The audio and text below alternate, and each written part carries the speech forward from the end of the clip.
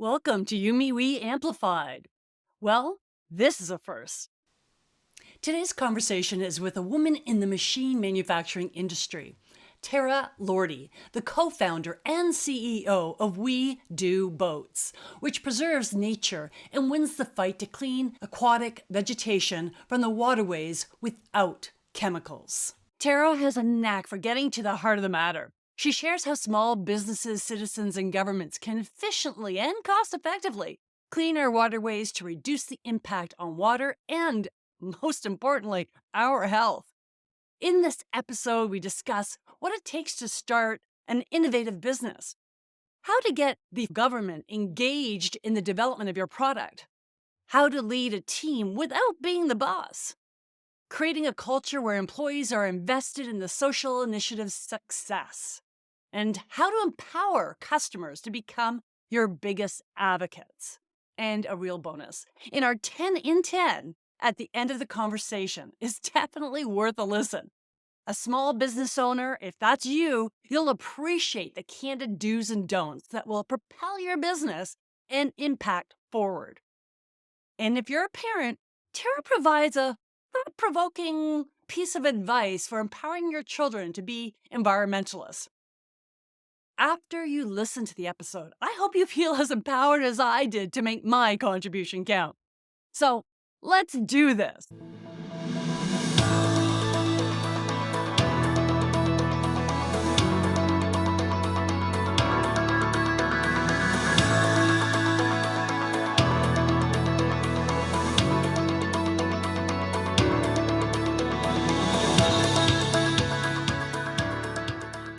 Welcome to YouMeWe Amplified Podcast, where we have conversations with sheIMPACTpreneurs addressing the United Nations Sustainable Development Goals.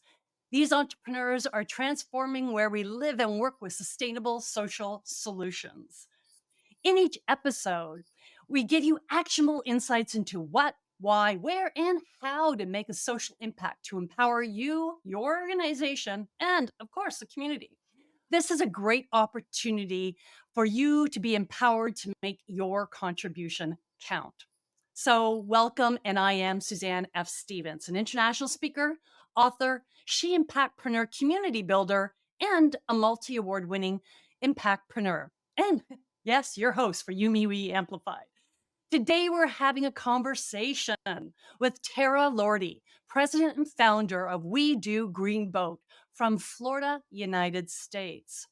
Tora has vast experience in operations, technology, development, and business, making her a force of nature to help save our planet, and God knows we need it.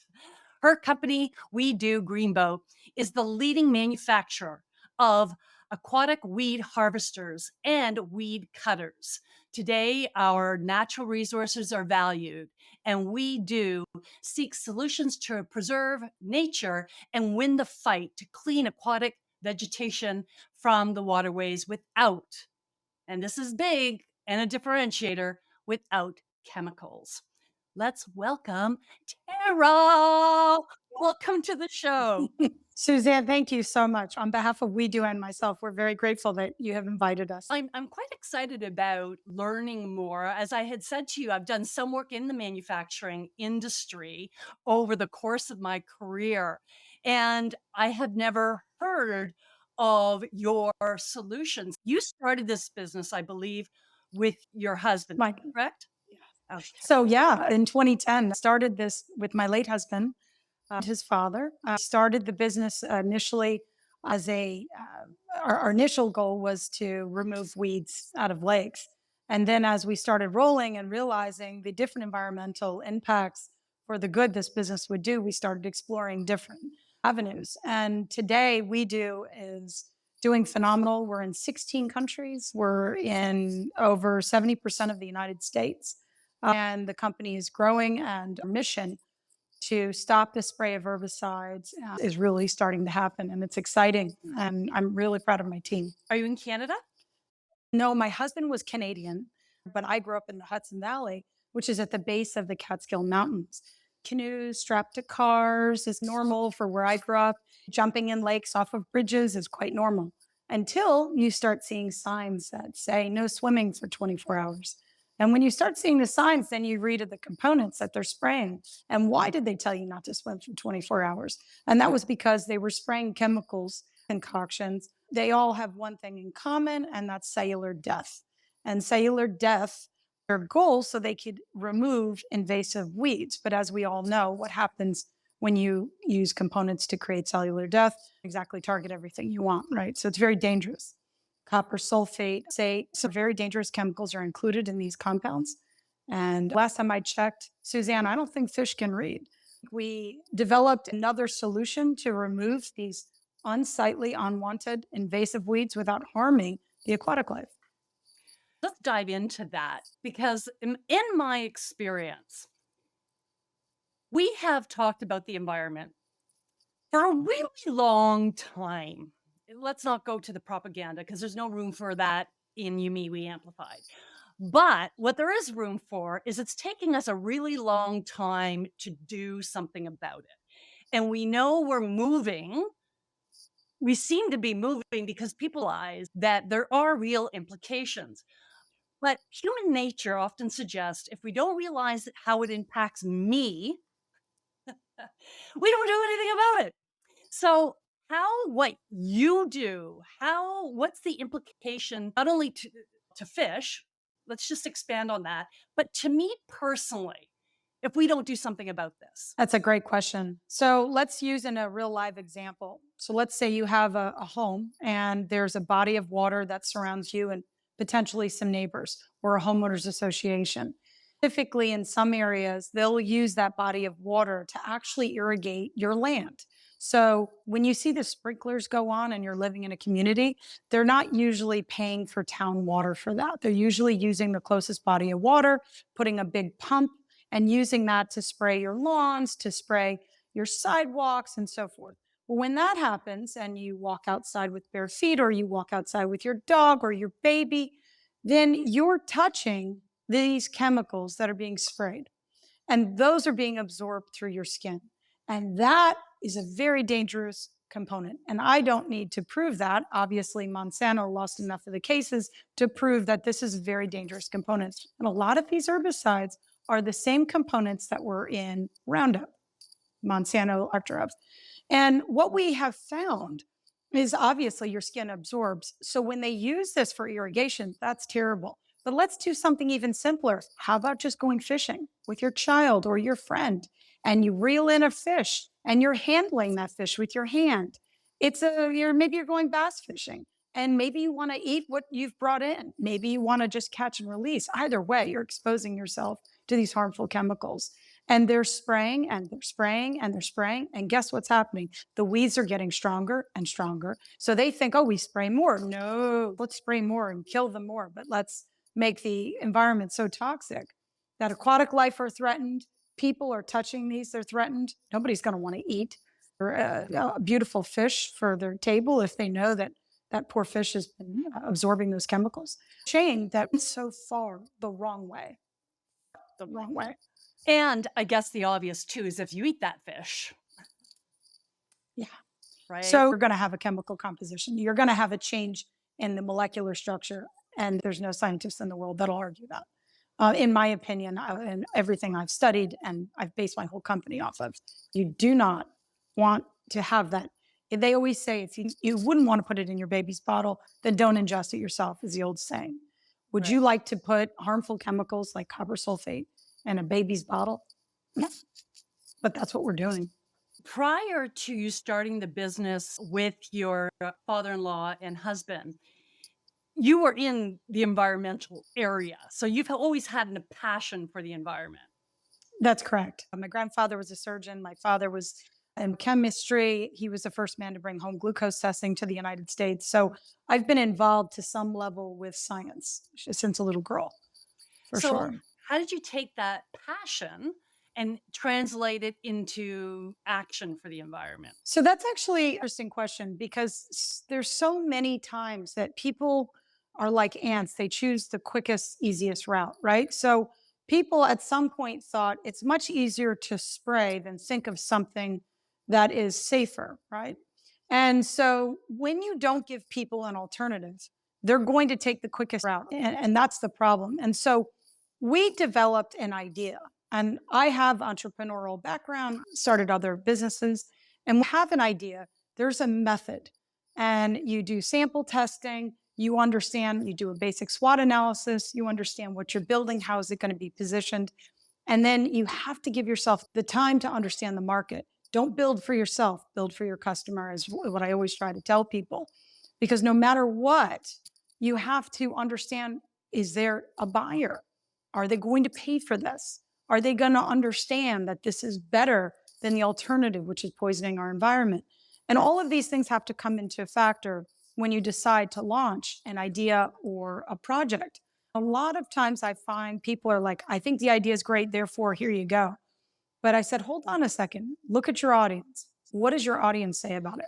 And that took some time, a lot of interviews, developed the product, then we got feedback, developed the product even better, got feedback, listen to your customers, because your customers will build your company. They will be the judges of what you've built. So let's talk about that because one of your customers is the government, right? So how the federal government, if I understand correctly. That's right. Okay. So what role did they play in your design of your machinery, and are they using it enough to mitigate the problem? The federal government has different subsidiaries. You have Fish and Wildlife, you have different types of watershed companies within the federal government. Those folks are the ones that are calling us and purchasing our product. And we are on GSA, so we have a federal contract. Okay, just for people that are not in the US means. Yes. GSA is a government supplier platform. So as suppliers go, if you have something to sell that the government is interested in and you are on GSA, it allows the federal entities to buy off of GSA through their platform. Which is a great idea for anybody who is looking for a government contract to in any Absolutely. country is getting on the preferred list. It's tedious on the paper side, but it's very rewarding. To your original question is, what does the federal government do for me besides become a customer? That's a very important customer. Is usually these folks, along with the state and local government levels, have a fleet. They have what we call a whole fleet of mechanics, right? People that help run their equipment, keep their equipment going. And I'm talking to these people. And these are the people that are, hey, Tar, if we can just give it a little more horsepower, or hey, can you do this? Or hey, and they're fabulous people to speak with. They know their job, they're passionate about what we're doing, and they're very helpful. And that really helped us out because they're smart and they are excited about the product. They knew what they were doing was horrible, but they didn't have any other choice. The federal government has helped us shape just by way of me opening up communication. You have to open your heart and your head and your ears, and you have to say, I'm Miss Sponge. I'm here for you to help me make this better. We have some really great testimonials from the federal government about what they experienced and how they've reduced spraying herbicides, saved money, and now they're on their third and fourth and fifth boat. And that's exciting because repeat customers, along with customers telling you about their actual P&L, has improved from taking bionic or different chemicals that they would spray versus mechanical harvesting. They said it's a mathematical certainty. How do you measure the impact? So one way it sounds like you're measuring it is the fact that people are buying more boats, and that's offsetting their herbicide costs. Because here's the thing, right? Their motivation may or may not, we say it's the environment, but is it? So you have to have that cost benefit as well. Do you think that's fair? Oh, it's very fair. We had to really build this vessel to be very powerful and do what it's going to do. 500 pounds a minute we can pick up, by the way. But we also had to make sure we kept the price at a reasonable dollar so that they don't turn around and say, forget this. We're going to stay with spraying because it's so much cheaper. We've managed to manufacture this vessel so that they receive a return. So not only are they helping the environment, but it's a financial benefit. Is there people still resistant to using your boats, and why? No, I feel people are resistant to using the vessels. I feel what I've heard the state and federal level is I don't know if we have somebody that can run it. We don't know if we want the liability, but we're on the fence and we think we're going to eventually figure that out. And I said, don't you have bobcats or skid steers of any kind? Sure, we have skid steers. Okay, take skid steer guy and throw him on this because he's going to do just fine. It's a boat, but it's built more like a skid steer. So that's what people always say to me. It's a tractor for the water. Once we get them over that level, they feel much more comfortable. Same with the private people that purchase the equipment. Now, what other ways do you measure your impact? So, hear testimonials from different towns that have purchased the vessels, or when I hear testimonials from the federal government, or I hear people, there's homeowner association presidents, and when I hear them say, thank you. Thank you so much. We don't need to spray herbicides anymore. We have no more plastic in the waters. Our lakes are pristine again, and yet we don't have this horrible fog on the outside of our windows from overspray. When I hear that's enough to get me up in the morning because we're not just here to make a living like everybody else, right? We're actually stopping something that's really horrible and we're giving them an alternative and they're having fun. You can see all the fish spawning, you can see all the aquatic life basically clapping. If you were to think of a cartoon, it's a good thing. So we measure our success based on the testimonials. We also measure our success based on returns. Are we doing better? We've climbed 18 to 22% every year for the last 5 years. So I have to use that empirical data because I can't just say, yay, we're doing great. No, I have to use empirical data to say, am I doing better? Did I improve? And unfortunately, sometimes it's a number game, but we have to use that kind of data to determine if we've done our job. Thank you for sharing that. That's very exciting. Good on you. That's fabulous. What can citizens do to be more mindful of the waterways? They can start by reporting. Assess, report are two very important factors. You're going to assess what's happening with your local body of water, lake, streams, anything that you see, you want to assess and report. You can always report to us, or you can report to your local watershed utility companies and say, hey, there's an alternative out there. What are you doing to maintain the aquatic weeds, plastics, and so forth in our waterways? Ask. If you don't ask, you won't know. And I assure you, they're not going to publicly talk about it. They're going to put it in a really small little sign on the back of some little post on the ground somewhere. So you want to ask and you want to keep asking and get to the right people and say, what are we doing? Where is my water source coming from for my town water? And they'll say, oh, city water's coming from this lake. And then it goes through the water factory and we process the water. But where's the lake? Where is that? Go to it. Go see. Test the water. It's your body. It's your body or your children's body or your family. Go see and ask. It's the most important. We have to have clean water.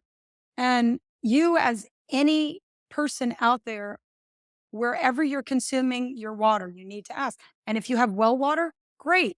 Make sure you don't have lakes that are higher than you in a nearby area that are spraying because you're going to have runoff and it's going to go into your soil.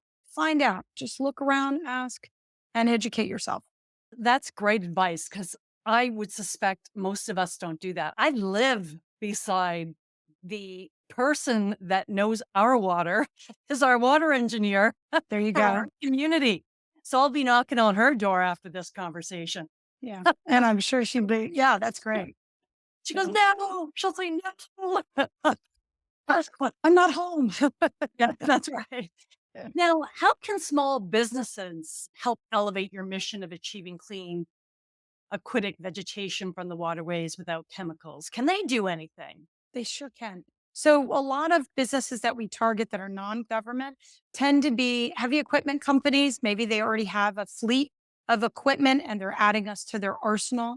Landscape companies that are already doing lake banks and they're already doing lawns. Other companies, such as environmental cleanup companies, we have some attachments that help with oil and gas spills. And again, some of the attachments we have will keep your plastics and anything that shouldn't be in the water out. If you have a fish kill that sometimes is nature, where there's less oxygen in the water and you have a fish kill, you want to get those fish out of there. So these companies, the remediation companies or heavy equipment companies, do tend to add us to their arsenal. We also have customers that are the retired doctor who says, I'm not ready to quit yet. And this is a great idea. I can pull up on my trailer and my vessel and I can keep my neighbor's lakes clean. And it's great. My customers are charging around $2,000 a day for an 8-hour workday. That's about the average of what they're charging. So they add it up and they say, wow, I can buy 2 or 3 vessels. After 50 days of work, I paid off my first boat. So that's exciting to them and they see the economics. So everybody from the single member LLC to the larger equipment industrial companies. Yep. You know what I love what you just said. I was just thinking, unfortunately, my father's passed, I'm sorry. but no, thanks. Many years ago now, but he used to drive cars. And actually, my father-in-law does that now. When you retire, they drive cars down. And a lot of times, being I'm from Toronto and you're in Florida, often people will make that drive, right? Yeah. What a cool thing to do in your retirement. You know, I know my husband gets Yeah. so excited about these big machines, right? I can just see him now. He's telling me on the water. I can see that being a good little business for sure. I love Yeah. it. I love it. Yeah, they have fun. What has been the highlight of your impact to date? So, a few things. We started doing these videos at my company where we'll do like humor day, and I'll walk in the back, and the guys are taking the air hoses and spraying each other. The team that I have grown with and that has helped with our goal is one of the most rewarding things that I've experienced in all the businesses that I've run. This team is, let's face it, we spend anywhere from 8 to 10 hours a day at our offices when we're running these companies. So I I cherish them and their what they do for the company, but moreover, they become a family. I have in the employee lounge, we stock up on groceries every Monday. We really treat this team is just a gigantic family, and we have humor videos, and their contributions are so valuable in our morning meetings. So I would say that's a huge part of what makes me feel really good. And the other, obviously, is the testimonials. Knowing that and let me tell you, it was like turning the Titanic, knowing that we've done it. We've turned and we've made a product that under no circumstances, this is absolutely fantastic. It's really fun to work with a very solid group of people, not only because they're fantastic human beings, but they are equally as excited about what we're building. This isn't so much a punch in, punch out type of job. They're really actually excited. We do things together. We Talk go about that. fishing together. Yeah, I take them fishing, or I have a center console. We go out there into the ocean. We saltwater fish. We go to the shooting range. I don't kill animals, but we just go to shoot the clay pigeons. Again, it's things that we do together. I took them croquet, playing croquet, and they came out there with their jeans out of their work boots. It was so much fun. They're just constantly involved in fun things. And after work, they always come into my office. Hey, Tar, what's going on? How's your day? Who does that? My team does that, and I love that. So I feel like something we're doing is right because usually you hear people running out, punching out. They're coming into my office to sit down and talk about their day. I love that. I don't have children. So this is fun for me. I love that they want to come and talk and share their woes or problems with a girlfriend or whatever. I don't care. Just talk to me. And I love it. I think it's fantastic. That's a big one. I agree with you that somebody wants to talk to you at the end of the day rather than get the heck out of there. Do you have 3 leadership practices that you use that create a culture of collaboration and connection? I do. So on the leadership, I take a different route than maybe most people you might listen to. I always say to them, don't look at me as the boss. I'm a navigator. I navigate to ensure you get paid. I navigate to make sure you have the tools that you need to do your job. And I navigate to ensure your happiness. Do you want to get up in the morning and come here? Do you feel that you're being rewarded? Is so I really don't call myself a boss. I just say I'm your navigator to what you need to get to. And I think that in itself takes the whole level into more of a team atmosphere. And again, it's not for everybody, but for me, that's the way I run it. I feel that's very functional and it's worked for me quite well.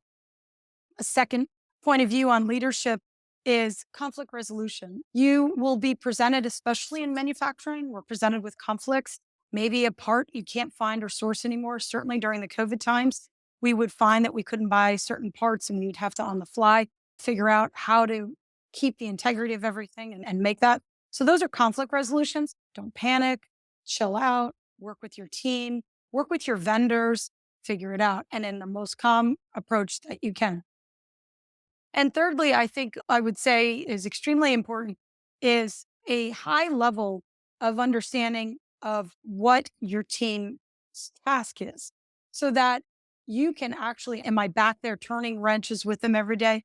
No, but I am having the morning meetings with them. I am listening to whatever problems that they're going to face. And I have an empathetic side.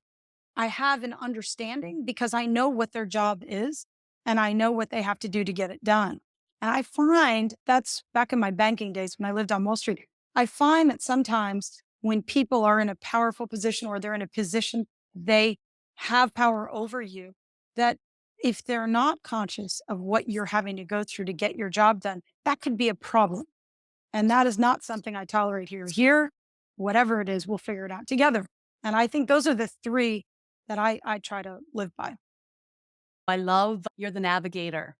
I talk a lot about conscious leadership and I work grow conscious leaders. It's very much about that. But I love the term navigator. It is so Yeah. powerful. And I do find a lot of female women-led businesses have that tendency to lead towards that consciousness, that navigator side of things when they're leading the team, particularly when they're authentically being themselves and not trying to condition themselves in this patriarchy that we still find ourselves in. So thank you. I love that. Now, are you conscious or do you do anything consciously to create a culture that promotes diversity, equity, and inclusion and belonging? I actually had the opportunity of hiring some women welders, which was great. And they were working with the company, did fine. There's not as many women applying for jobs as in the manufacturing, and I wish there would be. But when they do, for me, I don't have if somebody applies for a job, I don't see religion, skin color, nationalities. Is if they can communicate properly and they possess the background that we need, that's all I look for. And in South Florida, the human resource pool is actually not that big.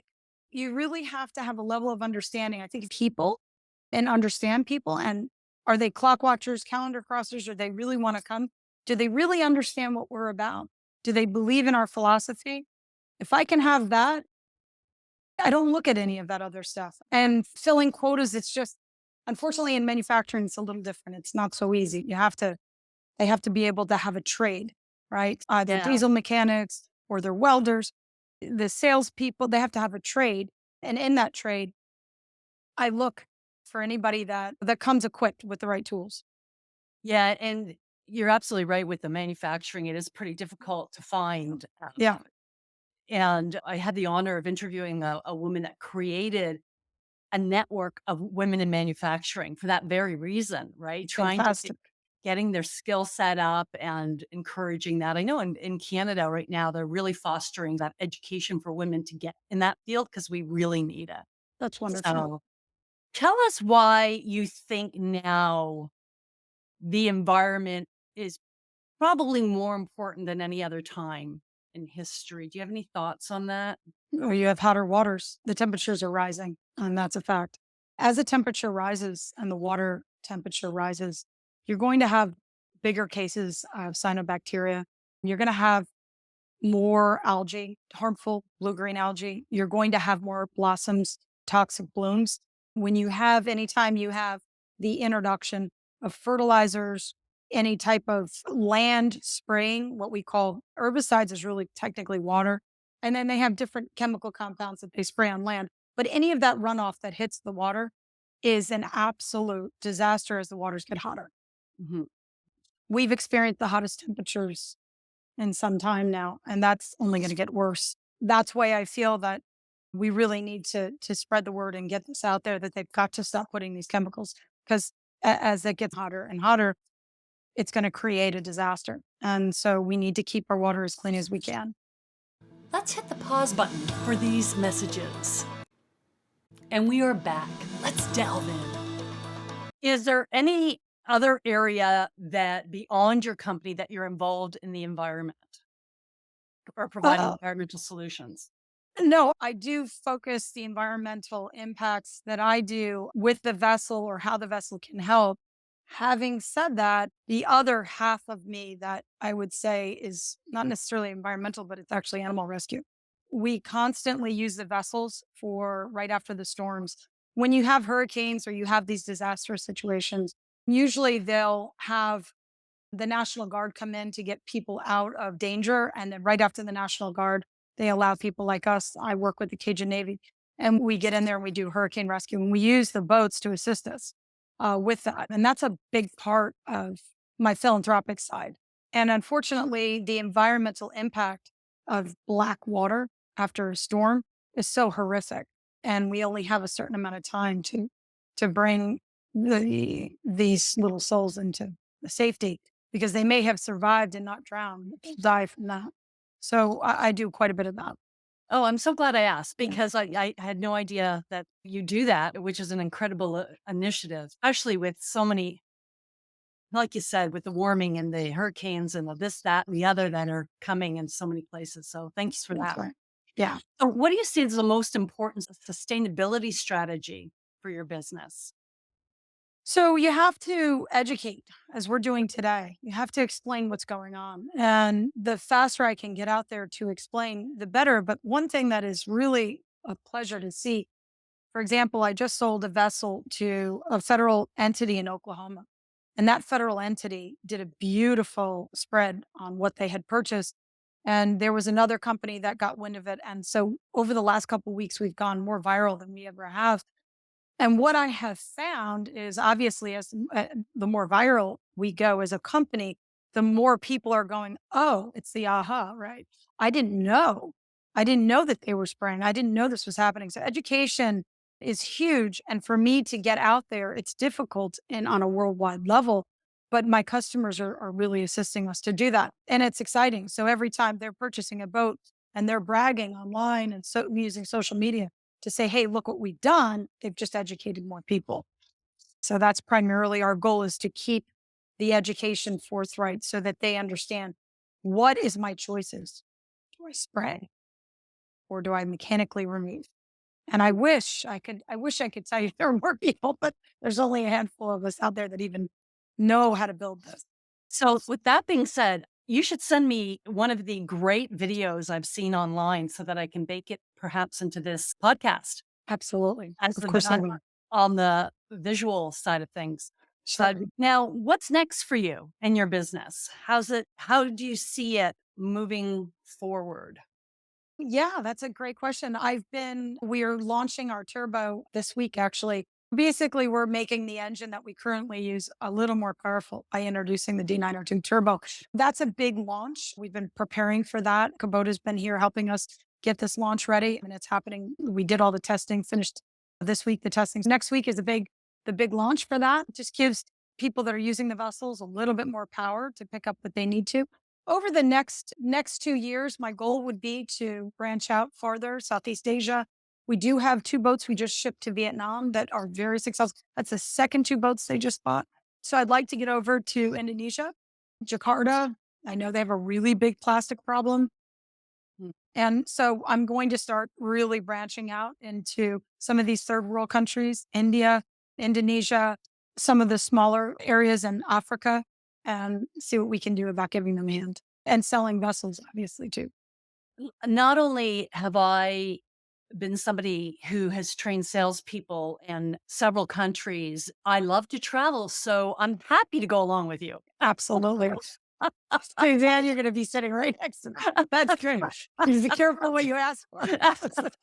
I put things out in the universe, and if it comes back, people who know me know if I say it, I do it. That's right. Absolutely.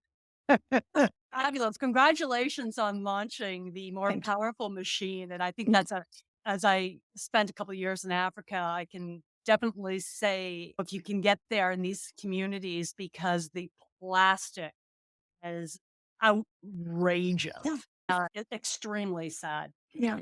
Guess where we are, Tara? We're in our 10 and 10. So right. We're at our wrap up, and this is our lightning round where I ask you 10 questions, and you only have 10 seconds, even though you will crave to get more. 10 seconds to answer each question. I am not going to ding or bong, but I will cut you off. Okay. Okay, I will try not to cut you off, but are you ready? Yes, I'm ready. Loosen up. Awesome. We'll start with what is the one thing you wish you knew prior to engaging down this contribution path? So, starting your business. I wish I actually knew how toxic from the beginning the chemicals were. I would have been a little bit more forceful, but as I learned as the years went past, it was pretty scary. What is the worst piece of advice you ever received? The worst piece of advice I had ever received is try to hit a certain dollar figure in the first year. And I found that's a horrible thing to tell an entrepreneur. I think you need to take your time and you need to allow the sales and marketing to grow naturally and organically. Mm, love that. What's the best piece of advice you ever received? They quoted the article that Forbes had wrote that said the leading quality in a CEO or a navigator would be the ability to get along with others. And I think that's very true. What is one piece of advice you would give to an entrepreneur who wants to have a social impact? Plan, educate yourself, make sure you understand everything, make sure you understand the obstacles, and make sure you do. I know it sounds basic, a SWOT analysis, but ensure that you understand the barriers to entry. Excellent. What is one recommendation you would suggest to promote a culture of contribution? I think you have to give an easy path. You don't have to go build boats to contribute. I think you simply, Suzanne asking me a beautiful question with how can anybody out there help? What can they do? I think you have to provide a path for people and one that's achievable so that everybody has the ability to put one foot in front of the other and explain that path. Now, I understand you mentioned earlier in the conversation that you don't have any children, and nor do I. But if you did have a daughter who was 10 years old today, what advice would you give her? To work so hard. No, I'm only kidding. I would actually, I would advise her to understand her surroundings and understand how to live off the grid. Because I think if you can live off the grid, it'll make you more holistic and organic as a human. Love that. What advice do you wish you received at 10 years old?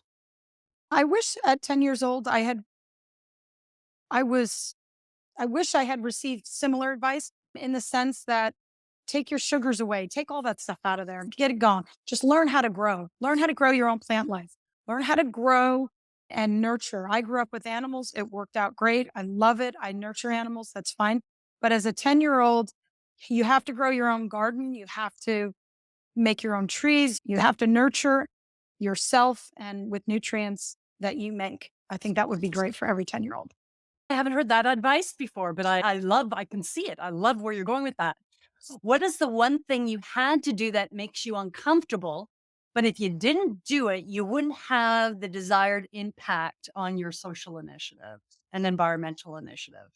I'm not somebody who likes negative campaigning. I hate it. I think that everybody who's out there running a business deserves to be patted on the back. And I really don't. I'm not interested in negative campaigning at all. However, I find myself, unfortunately, in some level of negative campaigning because it's the only way to explain what they're doing when they're spraying. So I don't like it. I don't like it at all. But unfortunately, I have to educate. And to educate means I have to talk badly about somebody else's Mm, ideas. yeah, got it. Great. Who's the greatest female influence in your life and why? The greatest female influence of my life. I'm going to go with, oh, that's a toughie. That's a really tough one. I'm going to go with my great grandmother. She was a tough one. She lived through a lot of harsh times. When she became a widow, she was extremely strong and passionate. She also worked on the railroad. She was a tough bird, and it back in those days it was much harder to be in a more male dominated industry as it is today. So I'm very proud of her, not to mention I got some of her molecules, I'm not sure. I think you may have. That's awesome. Yeah. What three values do you live by? Morals, values, and ethics. Besides yours, so besides the environment, which beneficiary do you think needs the most investment of time, research, and money? Besides what I'm doing? Yes. I think any type of water cleanup initiative, because water is it's our soul. It's the soul of the planet. Any water initiative doesn't just have to be waterway cleanup, and any water initiative like the plastics in the ocean, anything to do with water and soil contamination, because we have to have that. Sun, soil, and water is the three basic elements to survive. Okay. Okay, Tara, you did a great job. Nice and succinct. Thanks for that. Where can people reach you or follow you? Absolutely. So our website is www.weedoboats.com. That's weedoboats.com.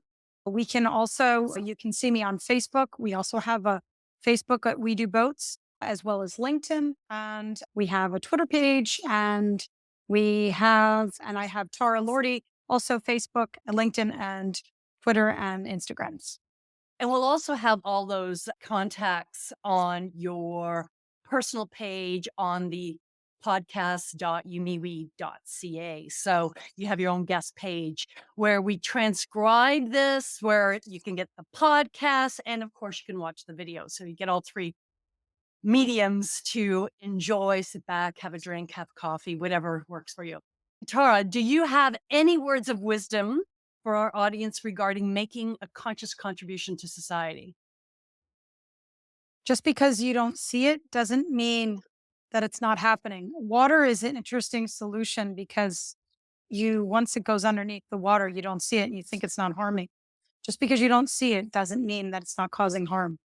So you want to always look at things on what it's going to look like today, after 10 years, and 10 years, 10 years. So make sure you look at our environment, not just for your today, but for the generations that come behind us. Be a visionary and an entrepreneur for the earth that you live on. Give back.